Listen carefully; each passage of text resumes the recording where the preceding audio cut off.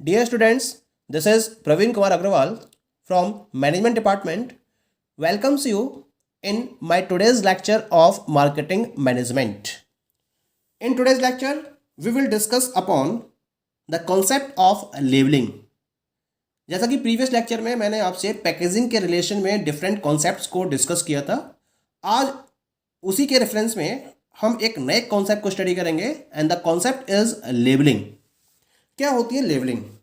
जब आप किसी भी पर्टिकुलर प्रोडक्ट को परचेज करते हो तो उसकी पैकेजिंग के साथ साथ उस पर एक प्रॉपर चिट आपने देखी होगी, जो कभी कभी पैकेज का पार्ट होती है या फिर इसको कभी कभी अलग से भी पेस्ट किया जाता है. और उस पर्टिकुलर चिट पर या जो भी रैपर है उसका, उस रैपर पर डिफरेंट टाइप की इंफॉर्मेशंस प्रोवाइड होती हैं. तो जो इंफॉर्मेशन उसमें प्रोवाइडेड होती है उसको हम लेबलिंग का नाम देते हैं. यानी कुल मिला के लेबलिंग आपको इंफॉर्मेशन प्रोवाइड करती है रिगार्डिंग डिफरेंट एस्पेक्ट्स के रिगार्डिंग जो भी इंफॉर्मेशन प्रोवाइड की जाती है, इस कॉन्सेप्ट को हम लेबलिंग का नाम देते हैं. It means labelling provides information about the product and seller. It is mandatory to give information concerning its manufacturing date, MRP, expiry date, weight, manufacturer name, using instructions, and so on the labels of the product. And in reality, this is the part of packaging. Sometimes separate chits are affixed for this purpose. कुल मिला के जो labelling है वो आपको product और seller के बारे में इंफॉर्मेशन प्रोवाइड करती है. यानी कि कौन उसका प्रोड्यूसर है, किसके द्वारा वो मार्केट की गई है, यानी कि उसको किसके थ्रू सेल किया जा रहा है, मैन्युफैक्चरिंग डेट क्या है प्रोडक्ट की, उसकी MRP क्या है, maximum retail price, expiry date क्या है प्रोडक्ट की, उसका वेट कितना है, मैन्युफैक्चरर का नाम, उसको यूज करने के इंस्ट्रक्शंस, ये सारी इंफॉर्मेशन आपको लेबलिंग के बेसिस पर पता चल जाती है.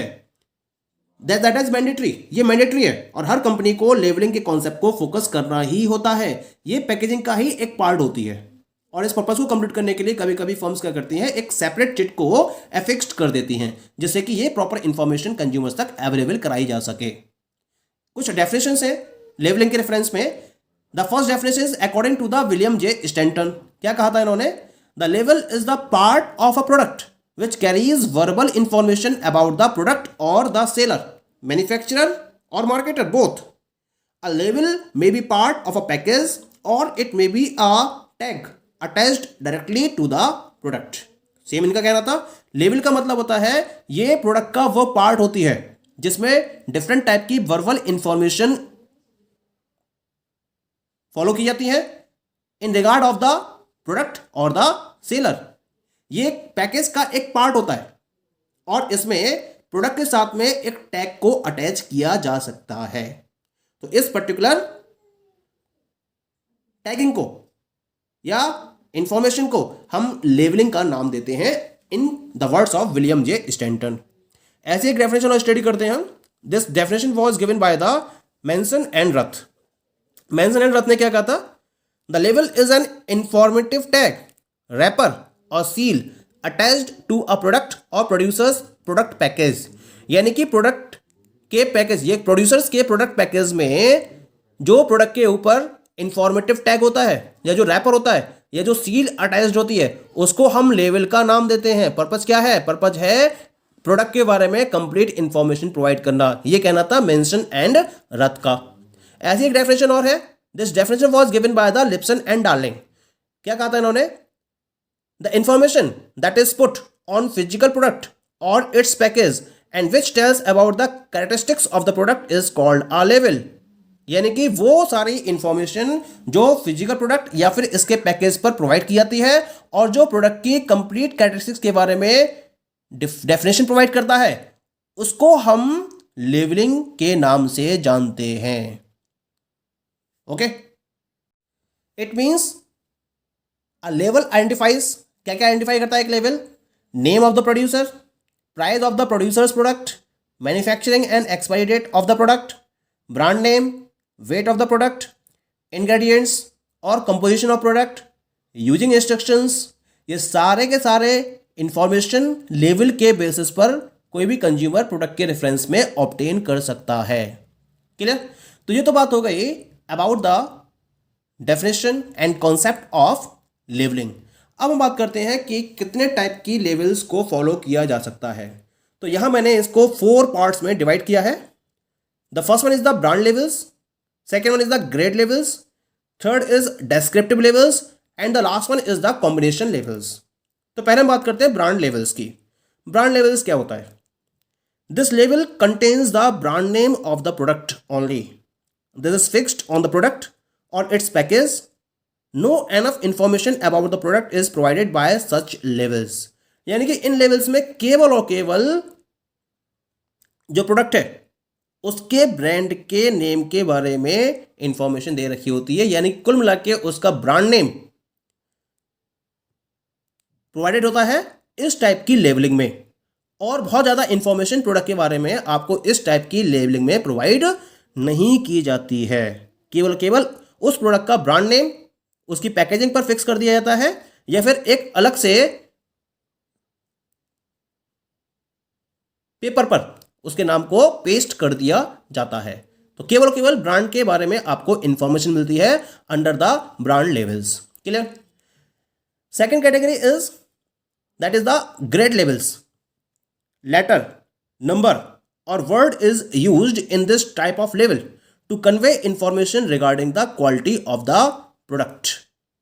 यानी कि प्रोडक्ट की क्वालिटी को बताने के लिए, उसके रिगार्डिंग इंफॉर्मेशन प्रेजेंट करने के लिए यहां लेटर, नंबर या फिर वर्ड का यूज किया जाता है। जहां company different kind of products को प्रोड्यूस करती है वहां इस टाइप की लेवलिंग को फोकस किया जाता है और यहां इन नंबर्स या लेटर्स के बेसिस पर डिफरेंट प्रोडक्ट्स को ग्रेडिंग प्रोवाइड की जाती है। तो हम इस लेवलिंग को ग्रेड लेवल्स का नाम देते हैं। Okay, the next one is the descriptive levels. Descriptive का मतलब क्या होता है? ये जो लेवल्स हैं ये प्रोडक्ट के फीचर्स के बारे में एक प्रिंटेड इंफॉर्मेशन प्रोवाइड करते हैं। यानी कि कंपोजिशन क्या है उसका, इसमें क्या क्या इंग्रेडिएंट्स यूज किए गए हैं, इस टाइप की इंफॉर्मेशन आपको डेस्क्रिप्टिव लेवल्स में मिल जाती है। जैसे जब आप मेडिसिन को परचेज करते हो तो मेडिसिन के कंपोजिशन या फिर उनके इंग्रेडिएंट्स के बारे में हर मेडिसिन पर एक प्रॉपर इंफॉर्मेशन दे रखी होती है, तो इसके रिगार्डिंग एक लेवल अटैच किया जाता है। तो इस लेवल को हम डेस्क्रिप्टिव लेवल्स का नाम देते हैं। ठीक, and the last one is the combination labels. क्या होता है? Such labels contain elements of all the above 3 labels. और आज के टाइम में कॉम्बिनेशन लेवल को वाइड लेवल पर यूज किया जाता है। यानी कि इसमें जो मैंने 3 लेवल आपसे डिस्कस किए हैं, इन तीनों लेवल के फीचर्स को फॉलो किया जाता है और इसके बेसिस पर कंप्लीट इंफॉर्मेशन लेवलिंग पर प्रोवाइड की जाती है। मैन्युफैक्चर का नाम, मार्केटेड किसके द्वारा मार्केटिंग की गई है, क्या क्या उसके डिफरेंट फीचर्स हैं प्रोडक्ट के, क्या क्या इंग्रेडिएंट्स हैं, कंपोजिशन क्या है प्रोडक्ट का, इसके साथ साथ इसकी एमआरपी क्या है, कंपोजिशन क्या है। Each and every information is given on such type of labels which are known as the combination labels. That is clear? तो ये तो बात हो गई about the different types of labels. इसके साथ साथ क्या होता है, ऑर्गेनाइजेशन अपने कंज्यूमर्स को या कंपनी अपने कंज्यूमर्स को आफ्टर सेल सर्विसेज प्रोवाइड करती है। तो हम आज ये डिस्कस करेंगे कि आफ्टर सेल सर्विसेज का कॉन्सेप्ट क्या होता है। क्योंकि जैसे जैसे हम मशीनरीज के यूज को, अप्लायंसेस या इक्विपमेंट्स के यूज को इंक्रीज करते चले जा रहे हैं, तो उसके अकॉर्डिंग आफ्टर सेल सर्विसेज की कॉन्टिन्यूस डिमांड बढ़ती चली जा रही है। आप मशीनरी यूज कर रहे हो तो ऐसा तो है नहीं कि मशीनरी कॉन्टिन्यूस वे में वर्क करती रहेगी, कहीं ना कहीं कोई ना कोई दिक्कत इसके अंदर आएगी, तो आपको रिपेयर एंड मेंटेनेंस चाहिए इसके अंदर। आप क्या करते हो, उसकी रिपेयरिंग के लिए आप मार्केट में जाते हो और जो उसके पर्टिकुलर पर्सन्स इसमें इन्वॉल्व होते हैं उनसे आप इस पर्टिकुलर मशीनरी को सही कराते हो। कभी कभी आपको सर्विस बेटर मिल जाती है, कभी कभी आपको सर्विस बेटर नहीं मिल पाती है। तो क्या करते हो, आप अपने प्रोडक्ट की मेंटेनेंस और रिपेयर्स को स्मूथ वे में रन करना चाहते हो। इस पर्टिकुलर पर्पस को ध्यान में रखते हुए कंपनीज क्या करती हैं, अपने कंज्यूमर्स को प्रॉपरली परसुएट करने के लिए और उनको लॉयल कंज्यूमर्स में कन्वर्ट करने के लिए स्पेशल टाइप के आफ्टर सेल सर्विसेज प्रोवाइड करती हैं, और वो भी एक रीजनल पार्ट पर। और क्या करती हैं, इन आफ्टर सेल सर्विसेज में कंपनीज लोएस्ट चार्जेस को फॉलो करती हैं प्रोडक्ट की स्मूथ मेंटेनेंस और रिपेयर के एक्सचेंज में, और इसके साथ साथ जो भी उनके लिए स्पेयर पार्ट्स या एसेसरीज की रिक्वायरमेंट होती है वो भी वो रीजनेबल प्राइस पर कंज्यूमर्स को अवेलेबल कराती हैं। और इस तरह से आफ्टर सेल सर्विसेज के कॉन्सेप्ट के थ्रू कंपनीज अपने कस्टमर्स को लॉन्ग पीरियड तक सस्टेन करना चाहती हैं, यानी कि अपने कंज्यूमर्स को लॉयल कंज्यूमर्स में कन्वर्ट करने के लिए आज की डेट में this is a very important concept for each and every of the organisation.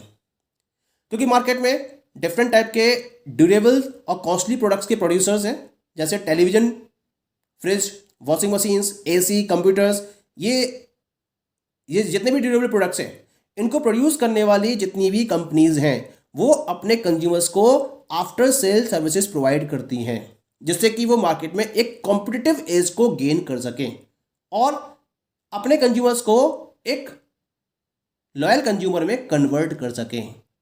क्योंकि आज के प्रेजेंट टाइम में ये मार्केट की एक नीड बन चुका है। आप किसी प्रोडक्ट को परचेस करते हो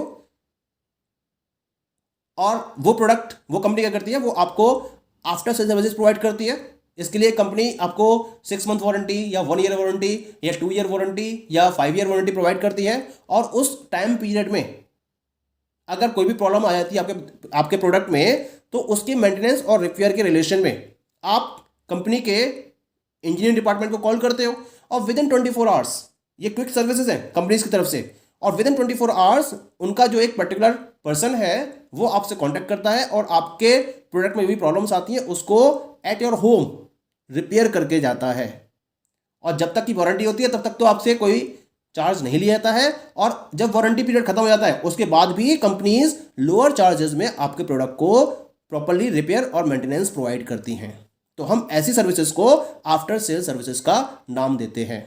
और आज के प्रेजेंट टाइम में it has become the need of the market from the point of view of the producer as well as from the point of view of the consumers. दोनों के point of view से ये आज की date में market की need बन चुका है और मार्केटर्स को इस पर्टिकुलर कॉन्सेप्ट पर मैक्सिमम फोकस करना होता है।